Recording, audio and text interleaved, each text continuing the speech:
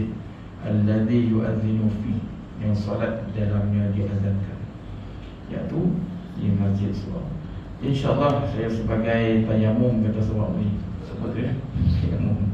Oh ni tayamum, tayamum tu makna ganti kan, ganti wuduk.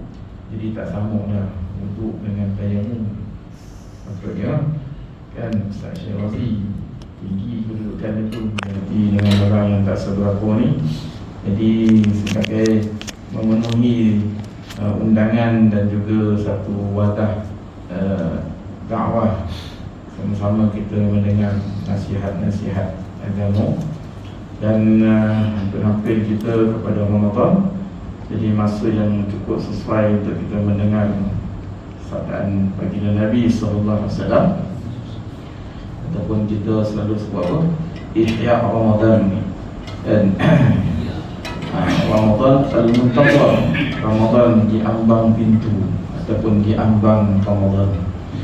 Jadi kita mendengar tidak ada cara lain melainkan dengan apa yang telah disabdakan oleh baginda Nabi SAW sebagai muhasabah kita. Dan mungkin sebelum-sebelum ni ada juga ustaz, para asatizah yang membaca ataupun membuat program-program berkenaan dengan Ramadan.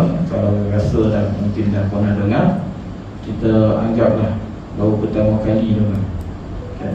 Ataupun kita anggap, ataupun kita periksa sama-sama sejauh mana keadaan itu yang disabdakan oleh baginda Nabi SAW yang ada di dalam kehidupan kita.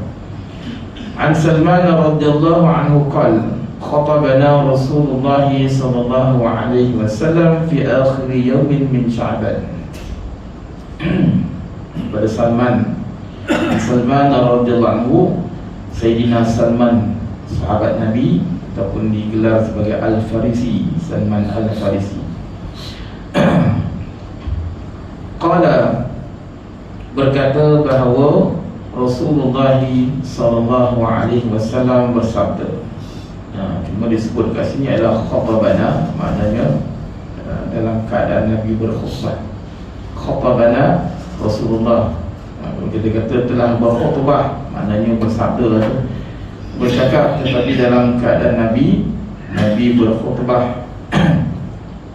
Rasulullah sallallahu alaihi wasallam berkhutbah kepada Nabi akan Rasulullah sallallahu alaihi wasallam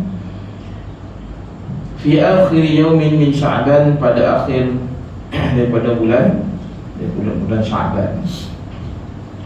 Faqala ayyuhan nas, wahai manusia, qad adhallakum syahrun 'azimun, syahrun mubarakun, syahrun fihi lailatun khairun min alfi syahrin.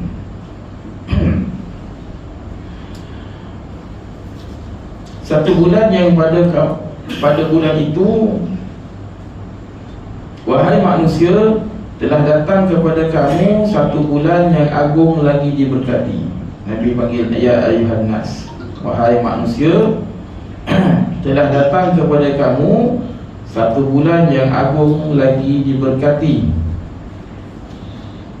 Satu bulan yang pada bulan itu terdapat satu malam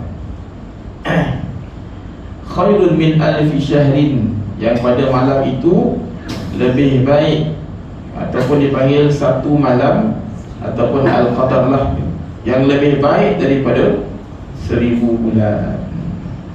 Jadi pada Ramadan ini datangnya satu malam yang lebih baik, dikatakan daripada 1000 bulan. Apa yang kita buat kebaikan itu, maka lebih baik daripada 1000 bulan.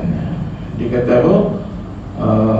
Khairun, lebih baik, bukan 1000 bulan, lebih baik. Khairun min alfi syahrin, lebih baik. Kalau 1000 bulan tu lebih baik daripada 1000 bulan. Sebab apa? Amalan ni nak dibandingkan dengan beribu-ribu bulan sekalipun, dia akan kekal selama-lamanya. Walaupun 7 aklim sekalipun kerajaan, bila disebut satu subhanallah sahaja, lebih baik daripada Nabi Sulaiman AS kata lebih baik daripada kerajaan Sulaiman bin Daud. Dah hebat dah tengok kan. Jadi bila disebut dia khairun min alfi syahrin, 1000 bulan sama bersamaan dengan lebih kurang 83 tahun lah, lebih kurang lah. Dia pergi segi ke perkiraan itu banyak tu. Kalau 10 kali kita dapat 830 tahun, 10 kali. Macam mana nak tahu kan? Kita hidup kalau tu yang malam tu. Sebab tu dikatakan paling akhir darjat sembahyang subuh berjemaah tu dah tak ada apa lagi dah. Jadi kita tak payahlah kita hitung-hitung 10 akhir Ramadan tu. Nabi sallallahu alaihi wasallam dia mengikat dia punya kain dia, maknanya meninggalkan amalan basyariat. Maknanya kemanusiaan itu dia meninggalkan, memperbanyakkan amalan. Satu bulan yang Allah Subhanahu wa ta'ala telah menjadikan puasa pada siang hari sebagaimana satu amalan fardu, dan berdiri pada malam hari, yakni bertarawih sebagai satu amalan sunat. Wa huwa syarr, sesiapa yang cuba menghampiri, saya tahu lah sebab dia punya matan Arab ni pun panjang, saya tahu lah dia punya terjemahan kan, kita makan masuk pula tak sampai. Sesiapa yang cuba menghampiri Allah Subhanahu wa ta'ala pada malam itu dengan mana-mana amalan sunat, maka seumpama seseorang yang telah menunaikan satu fardu. Amalan sunat yang kita lakukan, dia naik martabat dia menjadi fardu pada bulan-bulan yang lain. Bulan-bulan sekarang ni kalau kita buat, maknanya kalau sembahyang duha tu sunat duha. Tapi kalau kita bulan Ramadan dia jadi fardu duha. Tapi tak adalah niat fardu tau. Kan tak ada niat fardu pula. Sunat dia juga, cuma dia punya ranking dia tu, martabat dia naik kepada fardu. Buat solat tarawih. Tarawih itu seolah-olah menjadi amalan fardu pada bulan-bulan yang lain. Dan sesiapa yang menunaikan solat fardu pada bulan itu adalah seumpama seseorang yang telah menunaikan 70 fardu pada bulan-bulan lain. Ini tawaran Allah Subhanahu wa ta'ala. Kalau pasar raya tu offer 70%. Banyak lah tu. Aku 100 jadi RM30. Maknanya untung lah. Kan? Kita yang untung. Yang ini Allah Subhanahu wa ta'ala offer 70%. 70 fardu. Satu amalan fardu, sembahyang subuh, Allahu Akbar, kan, selesai Assalamualaikum warahmatullahi, Assalamualaikum warahmatullahi, 70 kali solat subuh satu hari. Masuk pula zuhur, sembahyang zuhur fardu 70 kali. Apa lagi amalan fardu? Adanya amalan fardu, contohnya ada kematian, fardu kifayah, fardu juga. Seolah-olah bila kita buat satu fardu tu, seumpama kita solat kepada 70 orang jenazah. Kan, sebab amalan 70 fardu. Sebab tu bila dengar kematian bulan Ramadan ni, kan, berebutlah peluang juga kerana dia adalah amalan fardu. Zakat yang kita buat, kan, zakat simpanan. Saya biasa awal tahun, tapi kalau ada yang nak cuba untuk haul dia tu ditukar kepada Ramadan, boleh. Advance lah. Mana kita dah biasa tiap tahun kita simpanan berapa, cukup haul, cukup dia punya nisab, bayar berapa, 2.5%. Jadi umpama bila kita buat di bulan Ramadan, seumpama digandakan dengan 70 kali zakat. Zakat apa boleh lah, zakat emas tu, zakat perniagaan dan sebagainya.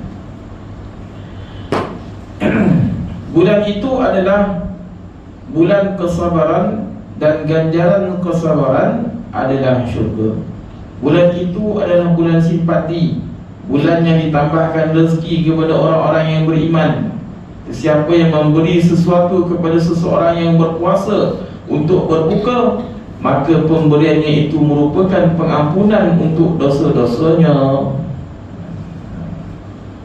Jadi hebatlah kalau kita tahu tentang apa, tentang apa yang Allah Subhanahu Wa Taala nak bagi sebagai satu simpati ataupun sebagai satu merebut peluang yang Allah Subhanahu Wa Taala bagi, sebabkan pemberian itu merupakan pengampunan kepada dosa-dosa untuk dosa-dosanya, bukan setakat itu saja, dan kelepasan dirinya daripada neraka.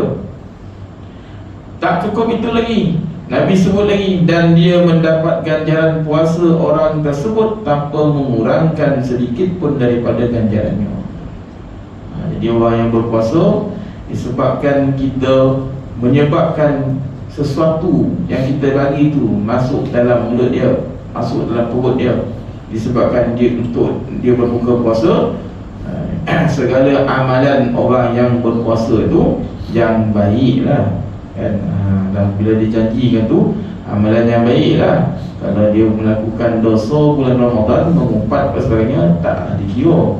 Ini disebutkan pahala, pahala orang yang tersebut, ganjaran pahala puasa orang yang mendapat ganjaran puasa orang tersebut tanpa mengurangkan sedikit pun daripada ganjarannya. Para sahabat radhiyallahu anhum lalu berkata, bila disebut khutbah ni, maknanya Nabi bercakap dalam keadaan ramai ketika itu kan. Nabi pun suruhkan ayuhan nas, wahai manusia. Jadi sahabat-sahabat pun bertanya, bukanlah setiap daripada kami ini mempunyai sesuatu untuk diberi kepada orang yang berpuasa untuk berbuka puasa? Waktu tu masih lagi keadaan kepayahan, menanggung kepayahan, penderitaan, masih lagi zaman perang. Bila turun perintah puasa 2 hijrah. 2 hijrah tu masih lagi Islam dalam keadaan susah kan, bahkan masih lagi baru berhijrah kan. Jadi sahabat-sahabat ni bagi tahu, kami ni tak adalah bodoh lah yang kami nak bagi kan. Orang kata kok makan tu pun cukup-cukup makan lah. Pernah sahabat ni menerima tetamu Rasulullah, tak ada benda nak dimakan. Ada, tapi sikit lah untuk anak dia. Tu pun untuk anak kita bang. Abang pula terima pula tetamu Rasulullah kan. Tak apalah, malam ni kita buat satu plan, baik punya plan kan. Kau siapkan semua apa yang boleh bagi makan. Abang dekat depan tu makanlah sama-sama dengan dia. Tapi waktu makan tu kau buat lampu tu buat lip-lap sikit. Maksud tu zaman pelita lagi kan, mana ada lampu. Lampu datang pun zaman 8 ketika 8 hijrah kan. Dibawa oleh seorang sahabat dipanggil Tamim Ad-Dari. Itulah TNB zaman tu kan. Jadi buatlah lip-lap kan, masuk kau makan tu. Tapi sebelum tu kau tidurkan anak-anak. Jadi macam itulah plan dia. Bila makan seolah-olah suami ni makanlah sekali dengan tetamu tu, tapi tak sadar yang tetamu tu dia makan, dia konyang kan, dia konyang. Sedangkan bukannya suami saja lapar, isteri lapar, anak pun lapar. Maknanya satu rumah lapar bertiga tu. Disebabkan tetamu Rasulullah. Disebabkan itu juga Allah Subhanahu Wa Taala sangat suka dengan pemberian ini. Diturunkan satu ayat Quran, yusiruna ala anfusihim walau kana bihim khassasah. Mereka ini mengutamakan golongan yang di mana tetamu mereka ni orang muhajirin, walaupun mereka dalam keadaan kesusahan. Dalam keadaan susah ketika tu kan. Jadi tak ada benda lah. Macam kita hari ni macam-macam kan. Bazar tu macam-macam, macam-macam benda keluar bulan Ramadan ni. Air kan macam-macam kalau itu kan.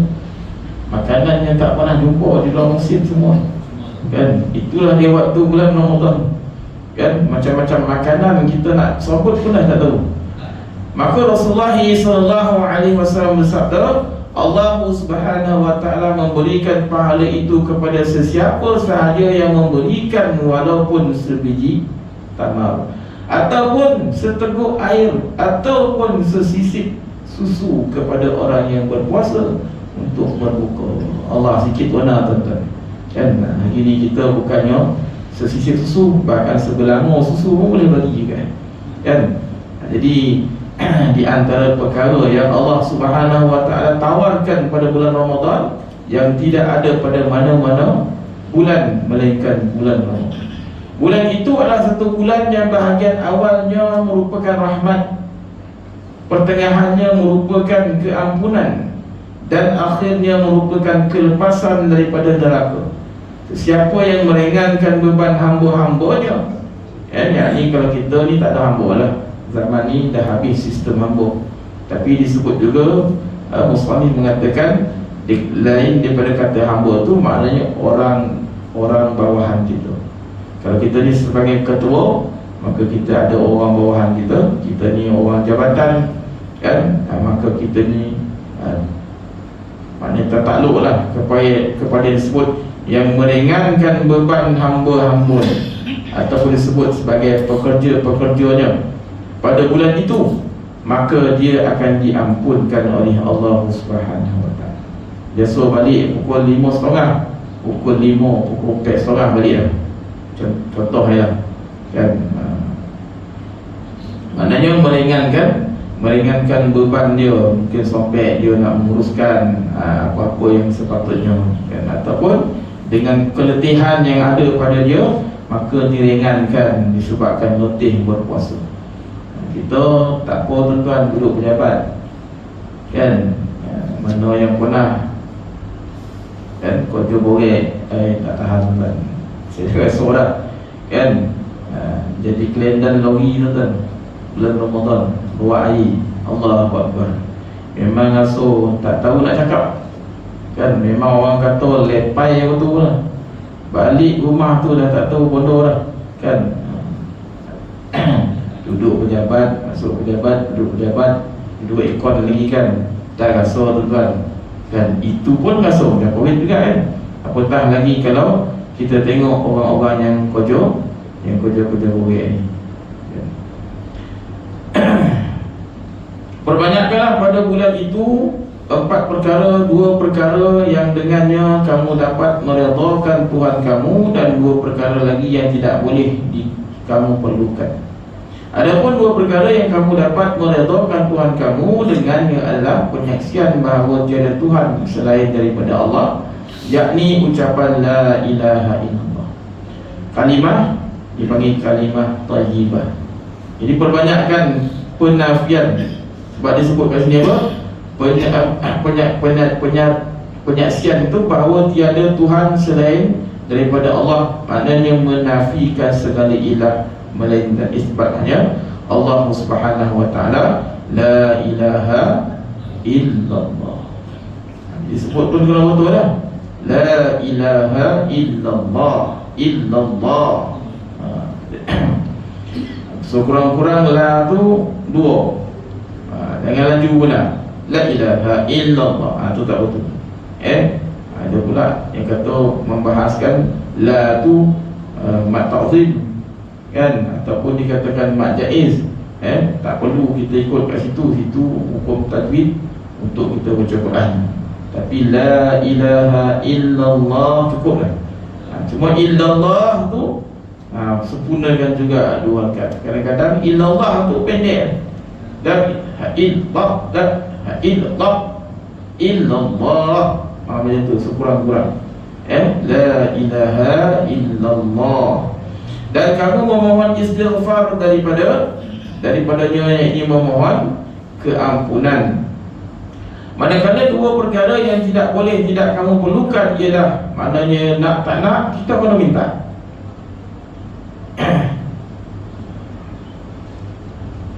Ialah memohon syurga daripada Allah Subhanahu wa taala dan meminta perlindungan daripada api neraka.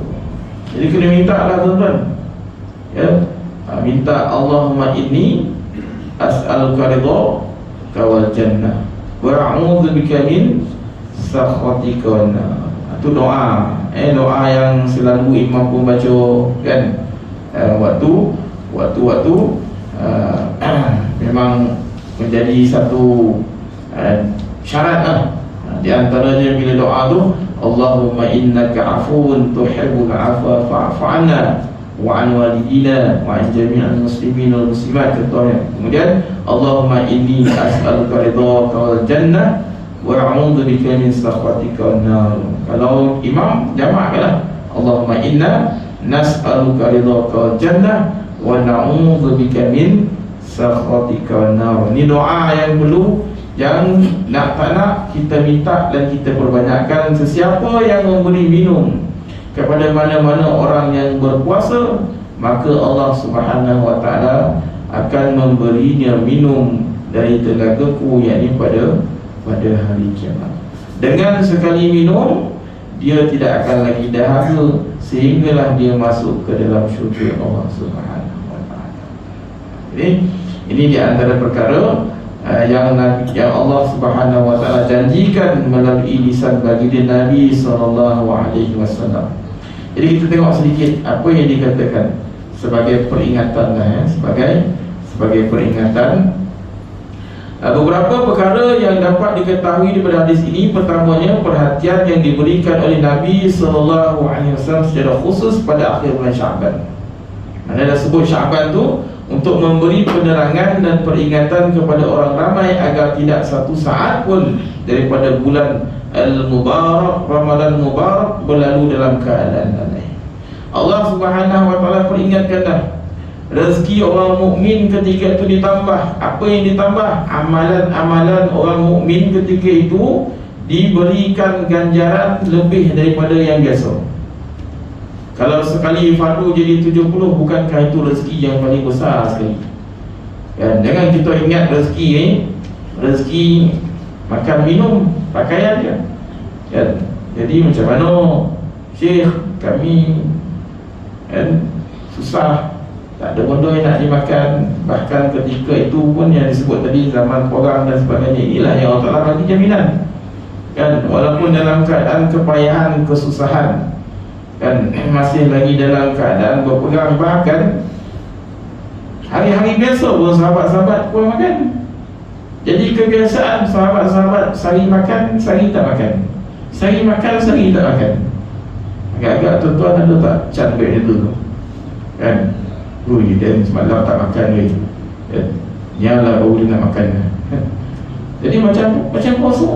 Bahkan ada sahabat biasa 3 hari tak makan, tuan-tuan. Sehingga kan Abu Hurairah ketika itu macam orang kena sawan.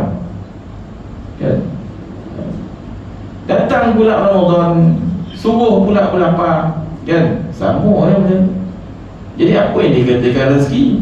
Inilah rezeki untuk orang beriman yang Allah Subhanahu wa ta'ala tambah, yang Allah Subhanahu wa ta'ala bagi offer,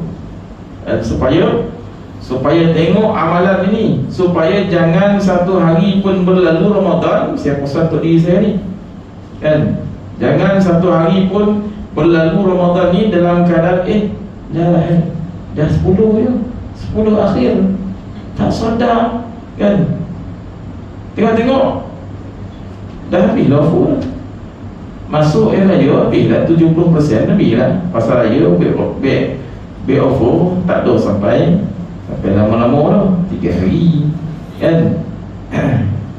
Jadi Ramadan pun sebulan Allah Ta'ala offer. Fardu ni buat 70 kali, amalan sunat buat banyak-banyak, seumpama jadi fardu. Duha kurang-kurangnya,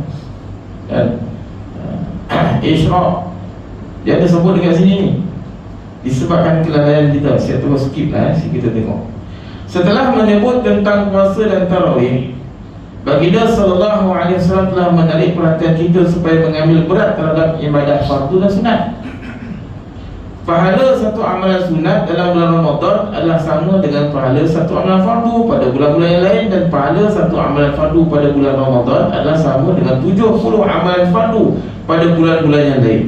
Setiap daripada kita perlu merenungkan setakat mana kita mengambil berat terhadap amalan fardu, dan setakat mana terdapat peningkatan dalam amalan sunat, sehingga ada antara kita yang tidur selepas bersahur hinggalah salat subuh. terpaksa dia qada ataupun setidak-tidaknya akan terlepas satu solat akan terlepas solat berjemaah. Seolah-olah kita sanggup bersyukur atas makanan yang dimakan ketika bersahur dengan mengqada satu perintah yang paling penting di sisi Allah, atau setidak-tidaknya menunaikan solat dalam keadaan cacat, kerana ulama fiqh mengatakan bahawa menunaikan solat tanpa berjemaah adalah satu amalan yang cacat. Kalau kita ni di sini menjadi muakkadah tu apa yang menogah kita datang, kita kata muakkad tu apa? Yang dituntut kata siapa? Kata kita lah. Kan kita kata muakkad fardu kifayah sejauh manakah hukum tu atas diri kita. Kan? Ni masa tak datang sembahyang ni gimana? Itu sunat muakkad tu, fardu kifayah kalau masyarakat. Fardu kifayah tu muakkadah tu atas siapa? Kita pernah letak kata diri kita lah sebenarnya. Kan? Tapi disebabkan itu maka terlepas satu sebab sahur pukul 2 boleh, kata kan, bangun pukul 1, tidur sampailah subuh kan. Itu bukan nama sahur. Sahur ni di akhir-akhir hampir-hampir kepada subuh. Di samping itu Rasulullah SAW bersabda, solat orang yang berhampiran dengan masjid bukanlah solat kalau ia tidak ditunaikan di masjid. Kalau kita tak masjid, surau lah. Baik, terus pergi sikit. Itu kepentingan solat berjemaah lah. Kebanyakan orang terlepas solat maghrib secara berjemaah kerana berbuka puasa, apatah lagi untuk mendapat rakaat pertama. Berbuka puasa kat mana ni? Kat rumah. Jadi kat sini alhamdulillah lah, maknanya ada buka puasa, lepas tu ada gap sikit kan. Berapa fungsi? Berapa lama? 20 minit 20 minit sampai tak tu? Memang semua naik sebenarnya. Kalau nak memenuhi tuntutan PAUD memang tak cukup 20 minit tu kan? Tapi sebenarnya tu lah dia. Kita mencacatkan solat kita disebabkan berbuka. Dan seolah-olah kita top balik kan, qada makan tu. Kau nak buka puasa setabuk air kurma, Tuhan dah tu kan. Tapi akhir-akhir setidak-tidaknya kan, masa yang kita peruntukkan 20 minit tu kan, kita rasa macam berbuka puasa dengan keluarga. Betul lah, indah kan, betul lah, seronok kan. Tapi cuba kita tengok mana keutamaan dia. Apatah lagi untuk mendapat rakaat pertama atau takbiratul ihram bersama dengan imam. Takbiratul ula, imam akan takbir Allahu Akbar, dia pun akan takbir. Ada juga yang terlalu gairah menunaikan tarawih sehingga mereka menunaikan solat Isyak sebelum waktunya. Cuma saya nak ingatkan tuan-tuan, solat sunat tarawih tu sunat kan. Ramai yang rasa tarawih ni utama, dia meninggalkan solat sunat qabliyah Isyak. Ramai tu sana dekat belakang dekat masjid, keluar masjid tu, ni nak apa ni? Tunggu solat tarawih Ustaz. Anda tu kan, lepas Isyak solat dah sunat 2 rakaat, tak sama dengan solat sunat tarawih. Muakkadah solat sunat ba'da Isyak tu. Kadang-kadang kita, anda tu solat sunat qabliyah Isyak, ba'diyah tak buat. Lepas tu turun tarawih. Buatlah berapa puluh rakaat solat tarawih pun tak sama dengan muakkadah solat sunat solat Isyak. Yang ini ilmu perlukan kan. Sana dengan kat belakang tu kan, sementara menunggu solat tarawih kan, kod baca Quran ko, zikir ke apa, okey lah juga. Dia buat kosong macam tu kan. Jadi banyak kadang-kadang kita ni tak tahu tentang keutamaan ilmu tentang mana yang lebih aula. Jadi bukanlah mana kita tak buat tarawih pula kan. Jadi buat tarawih tetapi dengan lebih berpengetahuan dan juga lebih lah kita punya tarawih dengan kita buat solat tu ba'da Isyak. Beginilah keadaan salat fardu kita pada bulan Ramadan al-Mubarak. Sedangkan solat merupakan fardu yang paling penting disebabkan satu fardu, 3 fardu yang lain telah disisiakan. Fardu tu sebut solat fardu, tapi yang 3 fardu ni subuh, zuhur dan juga zuhur, maghrib dan juga isyak. Kemudian kita tengok 3 solat fardu ini adalah 3 solat fardu ini adalah solat yang biasa diabaikan, sedangkan kita nampak dengan mata kita sendiri bahawa terdapat juga solat zuhur dikorbankan kerana kita tidur pada waktu tengah hari, konon-konon kayak juga. Dan solat asar dikorbankan juga kerana sibuk pula membeli belah untuk berbuka puasa. Jadi nak sebut tuan-tuan, membeli belah ni orang menego, orang membeli. Dua tu dikirakan sebagai membeli belah, kan? Besok orang yang membeli bola ni pun menuntut kau ni buka bazar ni waktu asar. Dia tak sembahyang asar pergi kedai kau, kan? Kemudian yang nego pula, yang kau datang subuh-subuh, dia pun tak boleh nak pergi sembahyang asar, kan? Habis dia pun nak salah kan? Jadi kita sama ada sebagai pembeli ke, sebagai seorang peniaga, kalau kita tak meletakkan kepentingan solat berjemaah ni, habislah semua huyuk, tak ada lah ke mana, kan? Sama juga dengan hari lain. Bukan nak kira bulan Ramadan, tuan-tuan tengoklah kalau insya tu dulu pasal Ramadan, pasal malam kan dekat tapak masjid kan, dia datang ke masjid, parking dalam masjid, lepas tu keluar pintu masjid, keluar dekat gate masjid, kan? Tak ada kepentingan solat. Kita yang datang ni pula terpaksa lah parking jauh, dan waktu tu famous lagu Ingat Mati tu. Ingat mati, tak ingat mati tu. RM5 sekilo, RM5 sekilo. Asal duit jadi barang, asal barang jadi duit. Dia ada dekat apa? Dekat pasar, dekat padat, dekat apa? Dekat pasar tu kan. Seterusnya cuba tuan-tuan perhatikan amalan fardu yang lain, sejauh manakah amalan itu diambil berat dalam bulan Ramadan. Juga begitulah keadaan amalan fardu, maka keadaan amalan sunat tak perlu lagi diperkatakan. Dalam bulan Ramadan, solat Isyraq, kan? Isyraq ni famous di kalangan mazhab Hanafi. Sebab tu kalau kita buka kitab fiqh Syafi'i tak jumpa solat Isyraq, kan? Tapi boleh kita buat solat Isyraq. Yang ada solat duha, kan? Duha kan dikorbankan kerana kita biasanya tidur. Bagaimana pula kita dapat melakukan solat awabin, solat di antara maghrib isyak, solat sunat awabin? Pernah tak pernah tuan-tuan baik ni, kan? Kita ialah boleh, kita dah makan dan kita dah solat dan sebagainya, tapi kadang-kadang habis masa kita untuk berbual kosong. Jangan kadang-kadang kita nak ambil kesempatan. Jadi saya memesan pada diri saya, kan, masa solat tahajud pula bertepatan dengan waktu sahur.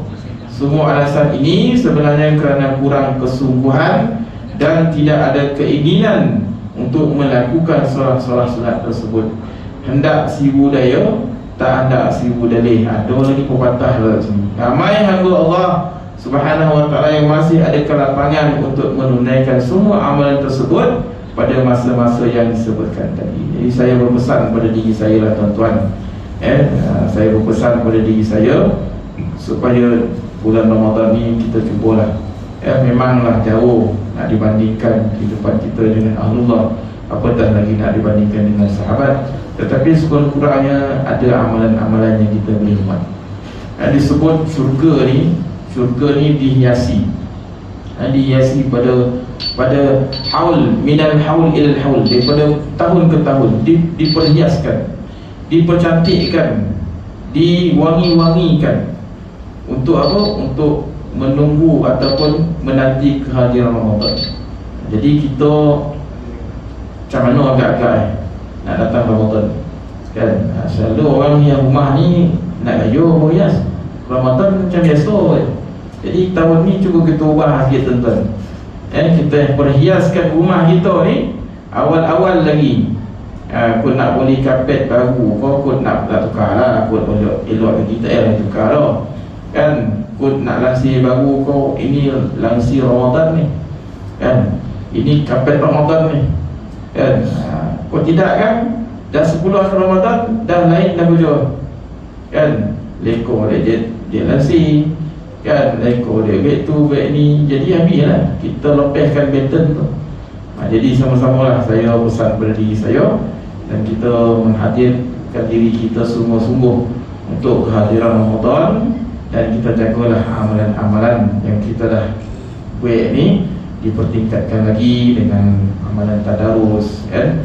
Bila buat tadarus tu ikutlah pula ikut sini banyak murabi kan. Jadi bila ditegur tu ikutlah teguran tu kan. Kita baca tu memanglah target nak khatam, tapi bukan target untuk sampai kita langgar hukum dan sebagainya. Tak apalah, ngaco lah apa pun kan, tak apa tu bila tuan-tuan. Saya dah sebut kat sini di dalam kuliah saya, dalam dengan bacaan yang batal tak dikira lah. Batal dalam kita menyebut makhraj huruf, panjang jadi pendek, pendek jadi panjang. Kesalahan tu kesalahan besar.